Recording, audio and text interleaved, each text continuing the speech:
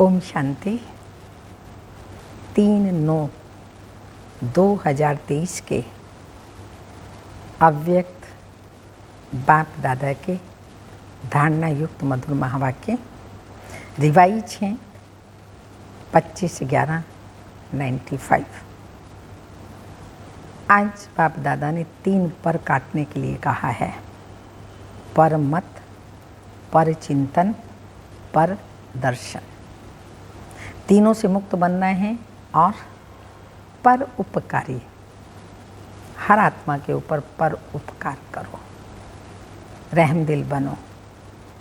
तो सुनते हैं डायरेक्ट प्राण अव्यक्त बाप दादा के महावाक्य।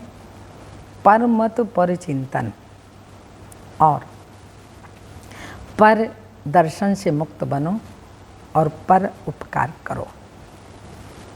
आज बाप दादा अपनी चारों ओर जो बाप के बच्चे हैं, विशेष हैं, उन सर्व विशेष आत्माओं को देख रहे हैं, चाहे भारत के व विदेश के किसी भी कोने में हैं। लेकिन बाप दादा सर्व विशेष आत्माओं को समीप देख रहे हैं। दूर बैठे भी बाप दादा अपने भारतवासी और विदेशी बच्चों को समीप देख रहे हैं। बाप दादा को अपने विशेष बच्चों को देख हर्ष होता है। जैसे आप बच्चों को बाप को देखकर खुशी होती है ना, खुशी होती है, तब तो भाग भाग करके आए हो। तो बाप को भी खुशी होती है कि मेरा एक एक बच्चा विशेष आत्मा है। चाहे बुजुर्ग हैं, अनपढ़ हैं, छोटे बच्चे हैं, युवा हैं, प्रवृत्ति वाले हैं, लेकिन सारे विश्व के आगे विशेष हैं। कितना नाज है बाबा को हम बच्चों पर। चाहे कितने भी बड़े बड़े वैज्ञानिक चमत्कार दिखाने वाले भी हैं, चंद्रमा तक पहुंचने वाले भी हैं, लेकिन बाप के विशेष बच्चों के आगे वो भी अनजान हैं। ना बाप को जानते, ना स्वयं को जानते, ना कर्म फिलॉसफी को जानते, ना पास्ट प्रेजेंट फ्यूचर की नॉलेज को जानते, ना तीनों लोगों को जानते। हम ब्राह्मण बच्चों के आगे वो सब अनजान हैं। तो बाबा ने कहा सब अनजान हैं। पांचों ही तत्वों को जान लिया, उन्हों पर विजय भी प्राप्त कर ली, लेकिन छोटी सी बिंदु आत्मा को नहीं जाना।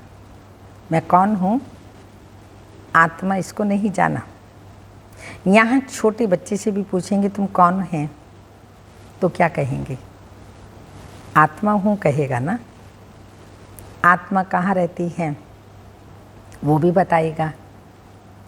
और वैज्ञानिक से पूछो आत्मा क्या है, आत्मा के ज्ञान को अभी तक जान नहीं सके। तो कितने भी बड़े हिस्ट्री के हिसाब से, इस दुनिया के हिसाब से विशेष हो, लेकिन जिसने अपने को नहीं जाना, उससे तो यहाँ का 5 वर्ष वाला बच्चा भी विशेष हो गया ना, जो बताता है तुम कौन हो। मैं आत्मा। कहाँ से आई हो? परम धाम से। आत्मा का पिता कौन है? शिव बाबा। कितना सहज रीति से फटाफट बता देगा। तो बाबा ने कहा विशेष हो गया ना। आप लोगों का शुरू का बहुत फलक का गीत है, याद है ना? कौन सा गीत था?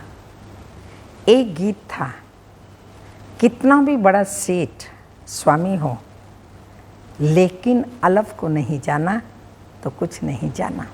ये गीत बना हुआ था। तो कितने भी बड़े हों, चाहे नेता हों, अभिनेता हों, लेकिन अपने आप को नहीं जाना तो क्या जाना। तो ऐसी विशेष आत्माएं हो, इतना नशा रहता है। भगवान की सिलेक्शन है, भगवान ने मुझे आत्मा को सिलेक्ट किया है और सारी सृष्टि के आदि मध्य अंत का ज्ञान दिया है। कौन सी आत्मा? विशेष आत्मा हूँ। यहाँ की अनपढ़ बुजुर्ग माता है और दूसरी तरफ अच्छा महात्मा है। लेकिन बुजुर्ग माता फलक से कहेगी हमने, क्या कहेगी फलक से? हमने परम पिता परमात्मा को पाया है, पा लिया। और महात्मा कहेगा परमात्मा को पाना तो बड़ा मुश्किल है, लेकिन यहाँ 100 वर्ष की आयु वाली भी निश्चय बुद्धि होंगी तो क्या कहेंगे? तुम ढूंढते रहो शिव बाबा को, भगवान को तुम ढूंढते रहो, हमने तो पा लिया। तो महात्मा भी आपके आगे क्या है? प्रवृत्ति वाले फलक से कहेंगे हम डबल पलंग पर सोते इकट्ठे रहते भी पवित्र हैं। वो घर बार छोड़ करके जाते, पवित्र रहते तो भी मुश्किल लगता। सर्वशक्तिमान शिव बाबा ने इतना सहज कर दिया कि जो इकट्ठे रहते भी, इकट्ठे सोते भी पवित्र रहते हैं। क्यों? क्योंकि हमारे बीच में बाप है, सर्वशक्तिमान बाप है। और महात्माएं क्या कहेंगे? कहेंगे आग कपूस इकट्ठा रहना यह तो असंभव लगता है। और आपके लिए क्या है? प्रवृत्ति वाले बताओ, पवित्र रहना मुश्किल है या सहज है? सहज है या कभी कभी मुश्किल हो जाता है? जो पक्के हैं वो तो बड़ी सभा में, बड़ी सभा हो या कुछ भी हो, फलक से कह सकते हैं क्या? पक्के हैं, निश्चय बुद्धि हैं बाबा के बच्चे, तो वो फलक से कह सकते हैं कि पवित्रता तो हमारा स्वधर्म है। धर्म में टिकना मुश्किल नहीं, सहज है। पर धर्म नहीं, स्वधर्म है, आत्मा का धर्म। तो स्व सहज होता है पर मुश्किल होता है। अपवित्रता पर धर्म है, लेकिन पवित्रता स्वधर्म है। तो ऐसे अपनी विशेषता को जानते हो ना, पवित्र आत्माएं हैं हम, ऐसी अपनी विशेषता को जानते हैं ना। क्योंकि नए नए भी बहुत आए हैं ना, लेकिन कितने भी नए हैं, पवित्रता का पाठ तो पक्का है ना। नए हैं, बाप दादा पूछ रहे हैं आप सबका पवित्रता का पाठ तो पक्का है ना। कई बच्चे ऐसा भी करते हैं, जब तक बाप से मिलने का 1 साल पूरा होता है, सबको पता है कि ये नियम पक्का है, तो मधुबन में आने तक तो ठीक रहते हैं। लेकिन देख लिया, पहुंच गए, तो कई वापस जाकर अलबेले भी हो जाते हैं। लेकिन सोचो कि पवित्रता की प्रतिज्ञा किससे की है? कोई व्यक्ति महात्मा से नहीं, परम पिता परमात्मा के सामने मैंने पवित्रता की प्रतिज्ञा की, उसको तोड़ कैसे सकते हैं?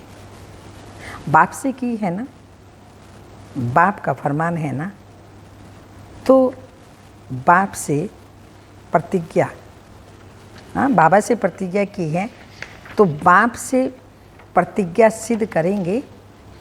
जो सुनने वाले बड़ों को भी चुप रहना पड़ता है, ऐसी बात करते हैं, तो बाबा ने कहा फिर सुनने वालों को चुप रहना पड़ता है। तो स्वचिंतन इसको नहीं कहा जाता कि सिर्फ ज्ञान की पॉइंट्स रिपीट कर दी या ज्ञान की पॉइंट्स सुन ली, सुना दी। सिर्फ यही स्वचिंतन नहीं है, लेकिन स्वचिंतन अर्थात अंदर ही अंदर स्व आत्मा का चिंतन करके, स्वचिंतन अर्थात अपनी सूक्ष्म कमजोरियों को, अपनी छोटी छोटी गलतियों को चिंतन करके मिटाना, परिवर्तन करना। स्वचिंतन करके कमी कमजोरी देख करके उनको मिटाना परिवर्तन करना सॉरी, ये है स्वचिंतन।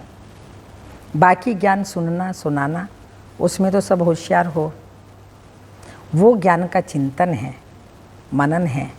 लेकिन स्वचिंतन का महीन अर्थ अपनी प्रति है, क्योंकि जब रिजल्ट निकलेगी तो रिजल्ट में यह नहीं देखा जाएगा कि इसने ज्ञान का मनन अच्छा किया या सेवा में ज्ञान को अच्छा यूज किया।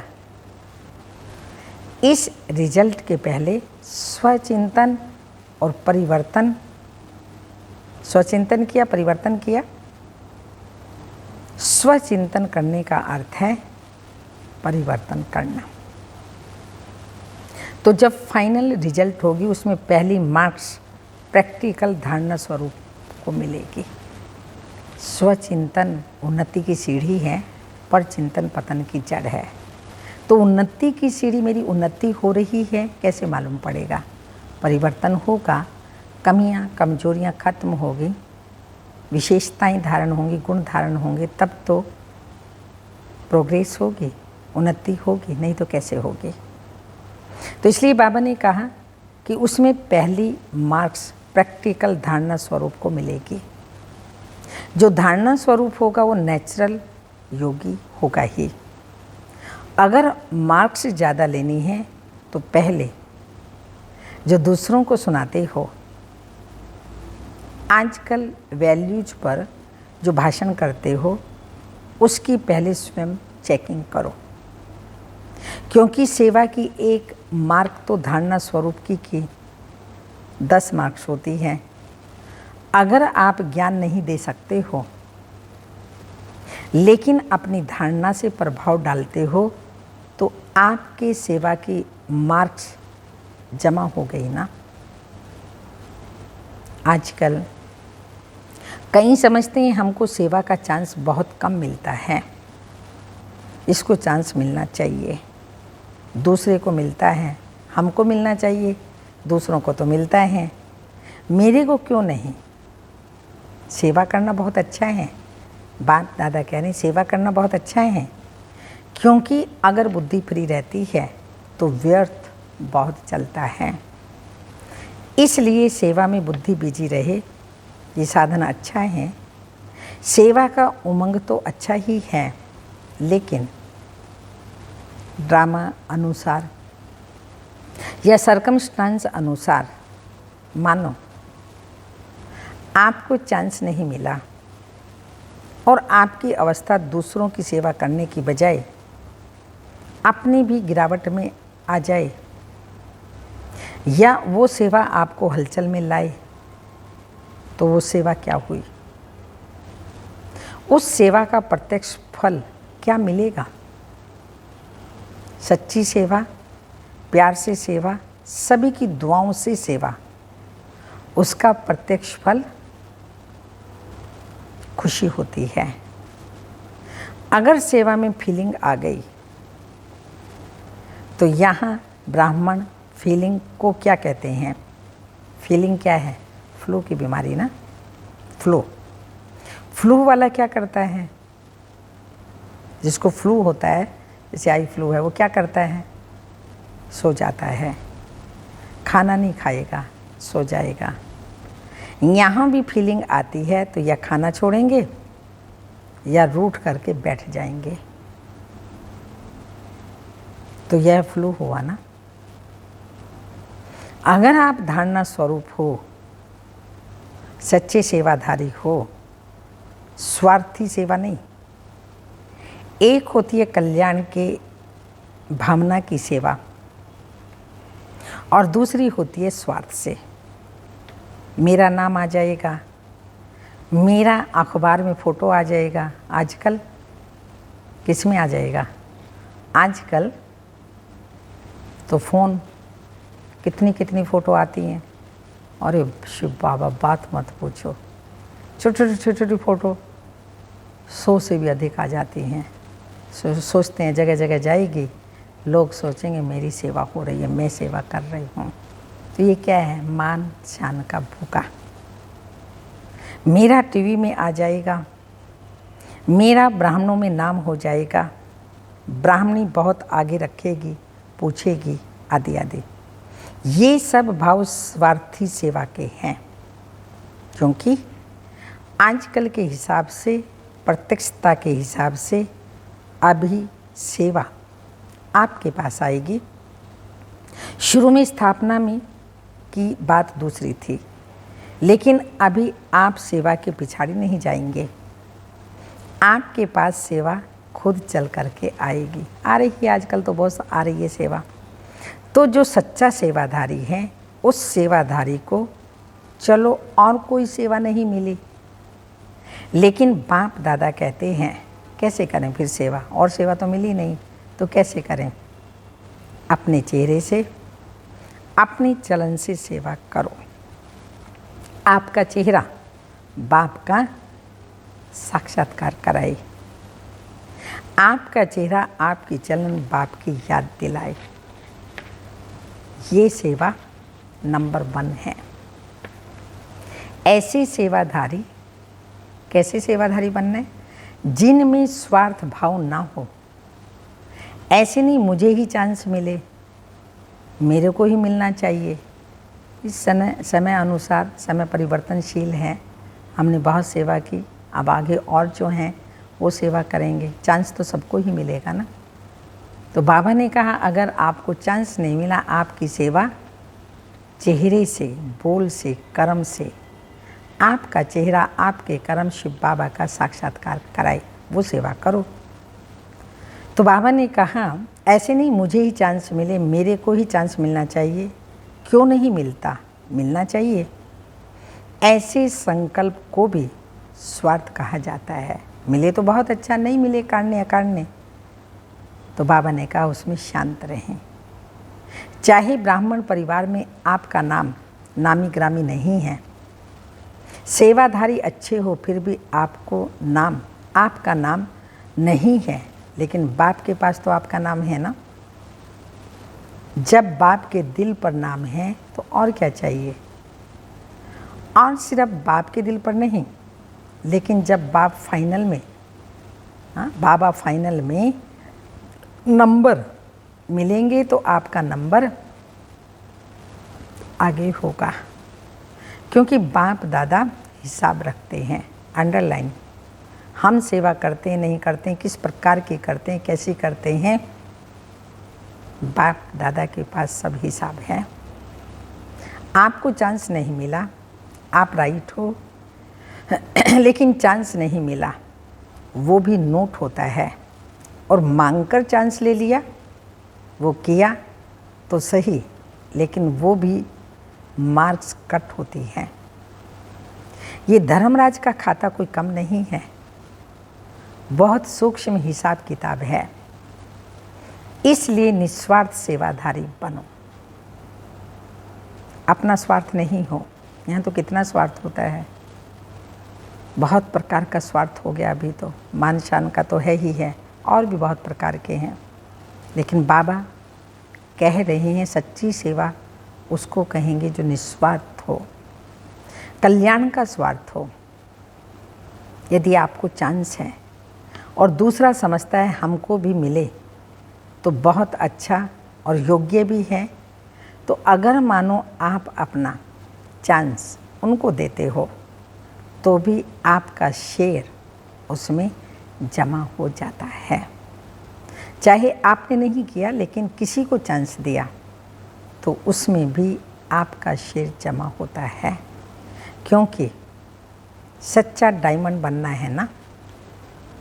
तो हिसाब किताब भी समझ लो, ऐसे अलबेले नहीं चलो, ठीक हो गया आदि आदि। बहुत सूक्ष्म में हिसाब किताब का चोपड़ा है। समझ रहे हो ना बाबा क्या कहना चाह रहे हैं? ऐसे नहीं समझा दिया बाबा ने और हमने सुन लिया, पर उसको प्रैक्टिकल में करना। नहीं करेंगे तो आपका ही अपना हिसाब किताब बनता जाएगा। बाप को कुछ करना नहीं पड़ता, ऑटोमेटिक है। ये मशीनरी हिसाब किताब की ऑटोमेटिक है, बाबा कुछ नहीं करते।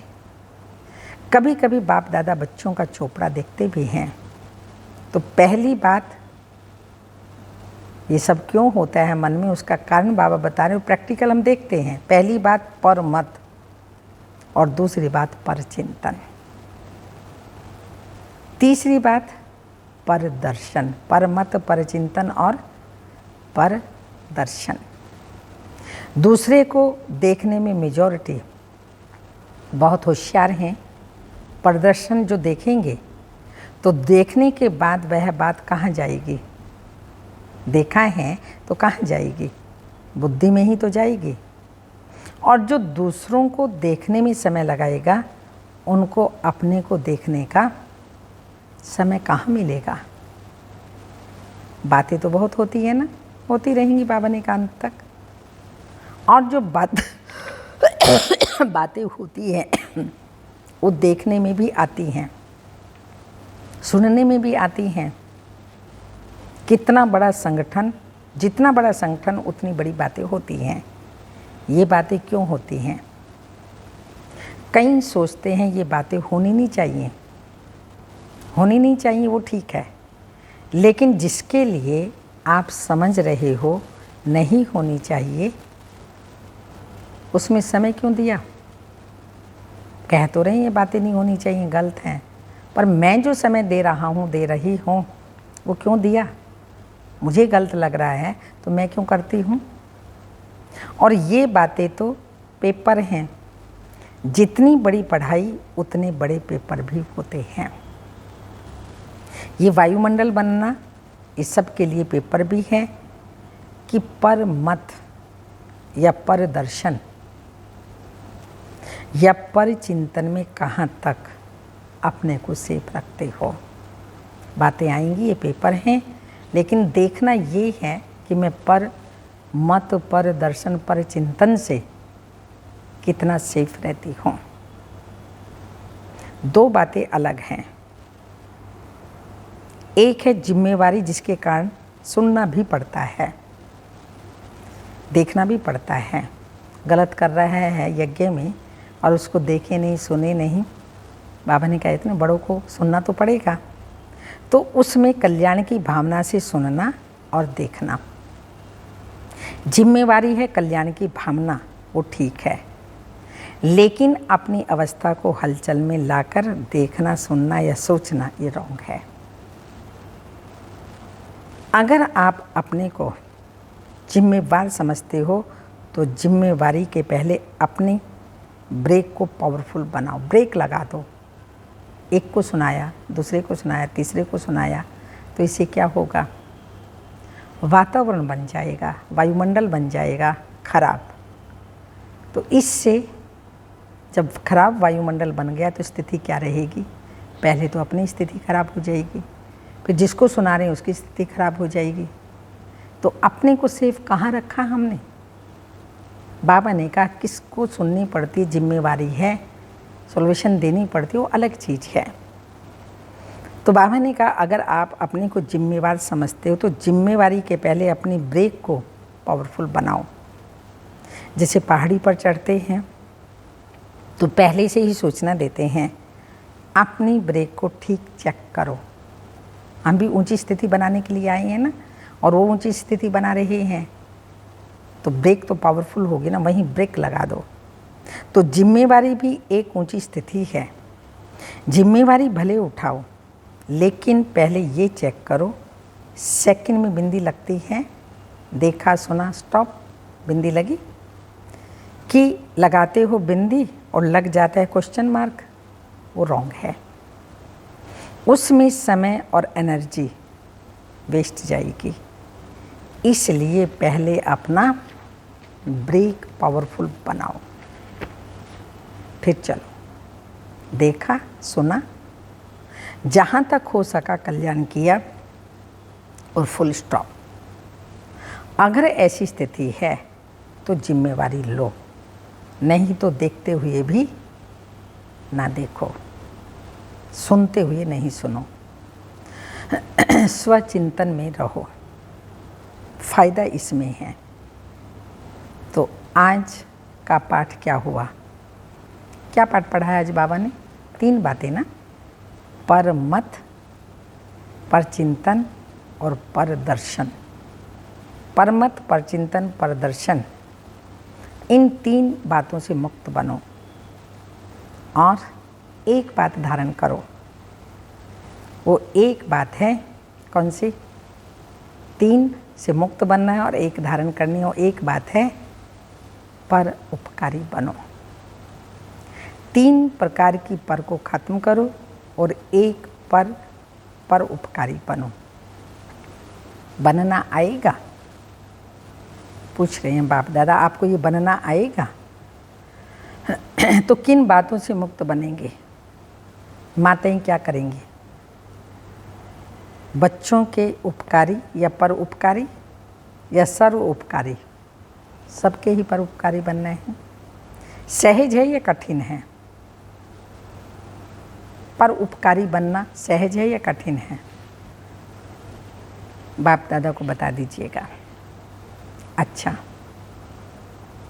चारों तरफ के सर्व विश्व के विशेष आत्माओं को सदा स्वचिंतन, ज्ञान चिंतन करने वाले श्रेष्ठ आत्माओं को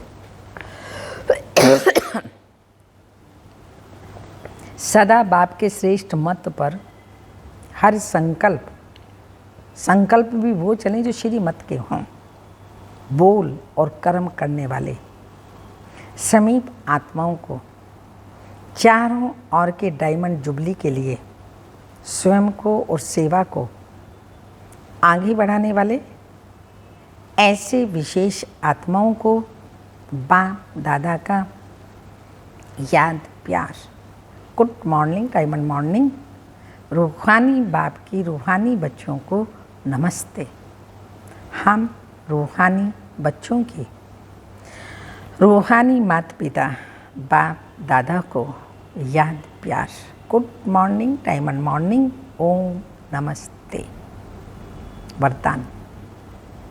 महावीर वन संजीवनी बूटी द्वारा मूर्छित को सुरजित करने वाले शक्तिमान भव। स्पष्टीकरण। जैसे सूर्य स्वयं शक्तिशाली है तो चारों ओर अपनी शक्ति से प्रकाश फैलाता है, ऐसे शक्तिमान वन अनेकों को संजीवनी बूटी देकर मूर्छित को सुरजित बनाने की सेवा करते रहो। तब कहेंगे महावीर। सदा स्मृति रखो कि हमें विजयी रहना है और सबको विजयी बनाना है। विजयी बनने का साधन है। कैसे विजयी बनेंगे? विजयी बनने का साधन कौन सा है? सदा बिजी रहना। स्व कल्याण अथवा विश्व कल्याण स्व कल्याण अथवा विश्व कल्याण के कार्य में बिजी रहो तो विघ्न विनाशक वायुमंडल बनता जाएगा। स्लोगन। दिल सदा एक दिला राम में लगी रहे, यही सच्ची तपस्या है। दिल सदा एक दिला राम में लगी रहे, यही सच्ची तपस्या है। ये अव्यक्त इशारा जैसे लौकिक जीवन में माँ बच्चे को पालना द्वारा शक्तिशाली बनाती है, जिससे वह किसी भी समस्या का समाधान कर सके, सदा तंदुरुस्त रहे, संपत्तिवान रहे, ऐसे आप श्रेष्ठ आत्माएं जगत माँ, बेहद की माँ बन हर एक को ऐसा शक्तिशाली बनाओ जो वे अपने को विघ्न विनाशक, शक्ति संपन्न, हेल्दी वेल्दी अनुभव करें। ओम शांति।